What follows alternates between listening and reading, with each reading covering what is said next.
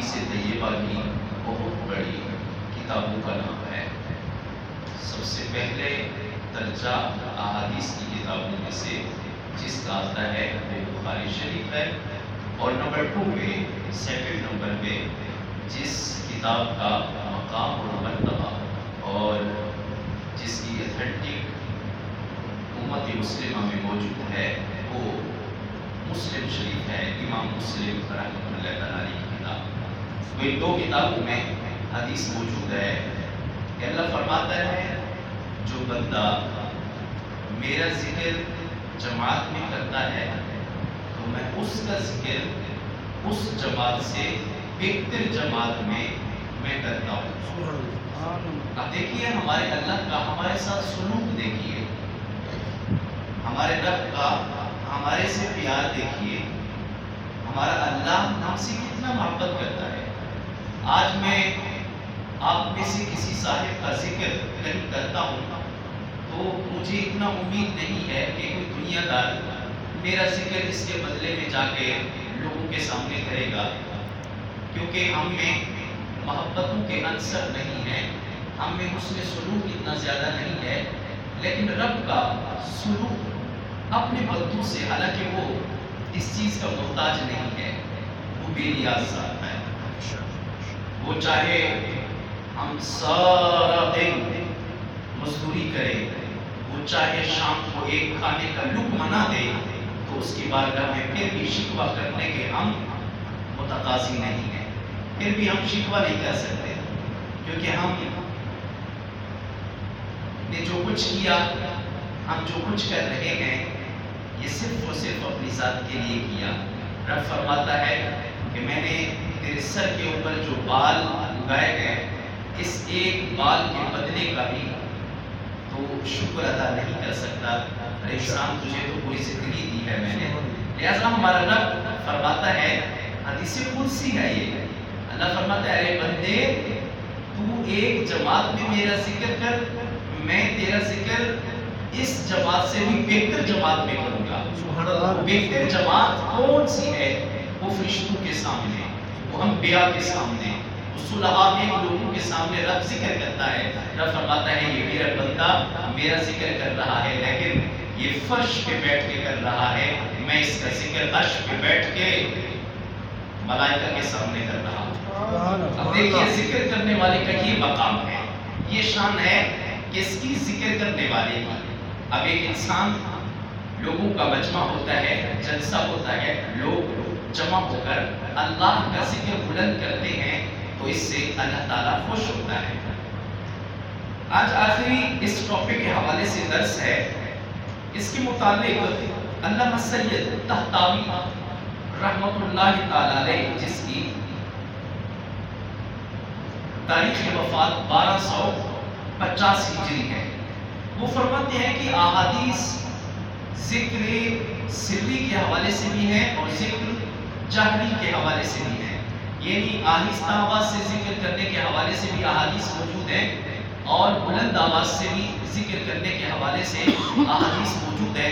فرماتے ہیں اب ان دونوں میں تطبیق کیسے کرنی ہے، اب ان دونوں میں فیصلہ کیسے کرنا ہے کہ افضل آہستہ ذکر کرنا ہے یا افضل اونچی آواز میں ذکر کرنا ہے۔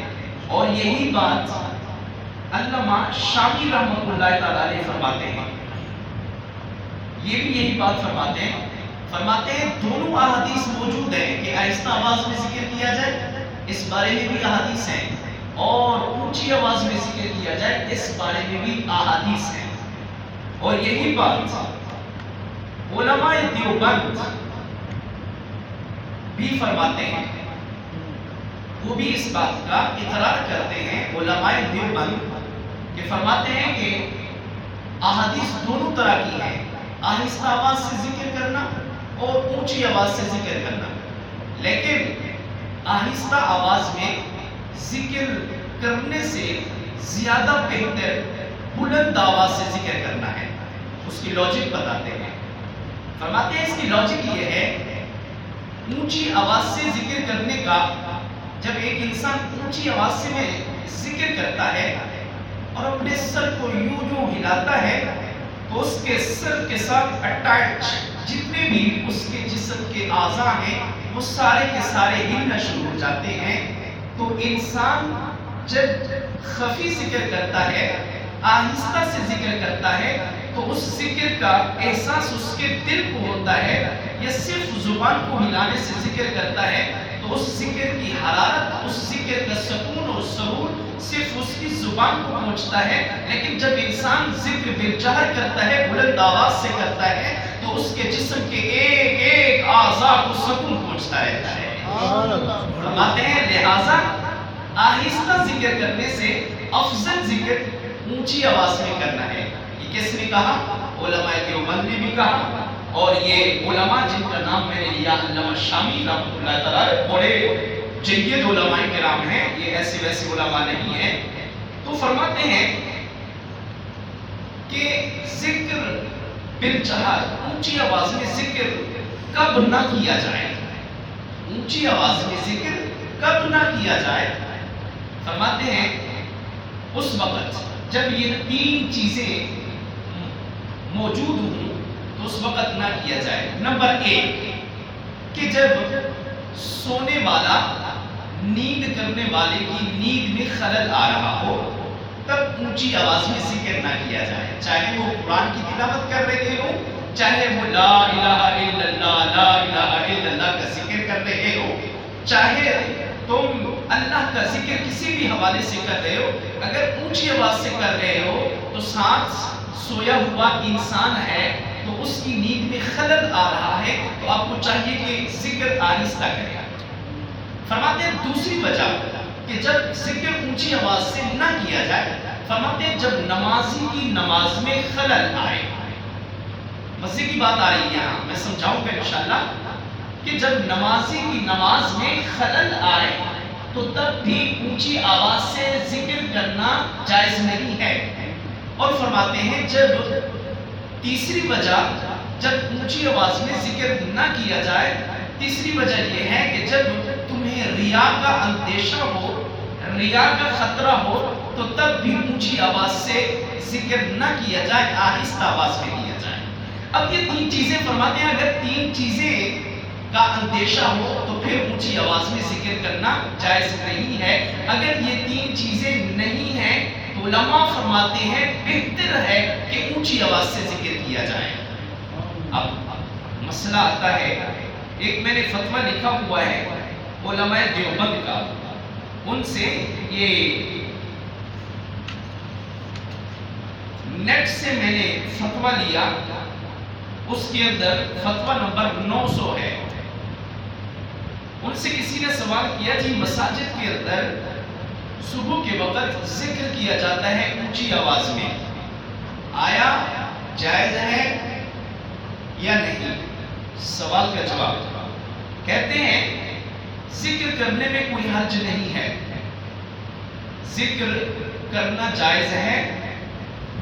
اگر تین چیزوں کا اندیشہ ہو تو پھر ذکر اونچی آواز میں کرنا جائز نہیں ہے. ان تین چیزیں جو میں نے بتائی ہیں، سونے والے کی نیند میں خلل آنے کا اندیشہ ہو، ریا کا اندیشہ ہو، یا نمازی کی نماز کے خلل آنے کا اندیشہ ہو تو تب اونچی آواز میں ذکر جائز نہیں.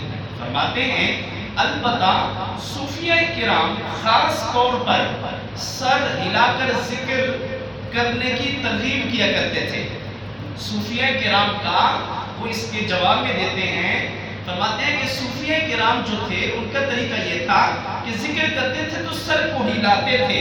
فرماتے ہیں اس کی وجہ سے دل کی حرارت مزید بڑھتی ہے، دل کو سکون ملتا ہے، اور جسم کے بقیہ اعضاء اور جوارح پر بھی اللہ کا ذکر ظاہر ہو جاتا ہے.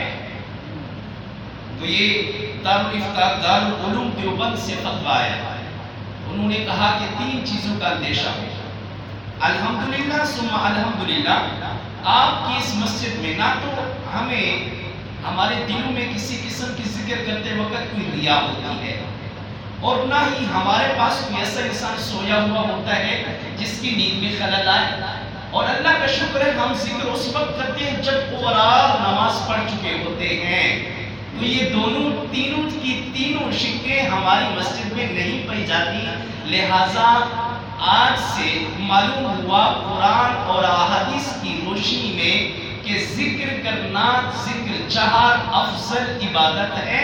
یہ انسان کے جسم کو، روح کو، قلب کو سکون پہنچانے والی چیز ہے، اور اس سے گریز کرنے والا انسان اللہ سے دور ہونے کی مترادف ہے، اور جو اس عمل کو کرتا ہے وہ اللہ کے قریب ہو جاتا ہے. اللہ سے میں دعا کرتا ہوں خالق کریم ہمیں علم کا فہم نصیب فرمائے. اللہ کریم ہمیں قرآن اور حدیث کے مطابق اپنی زندگی بسر کرنے کی توفیق نصیب فرمائے. وآخر دعوانا ان الحمد للہ رب العالمین.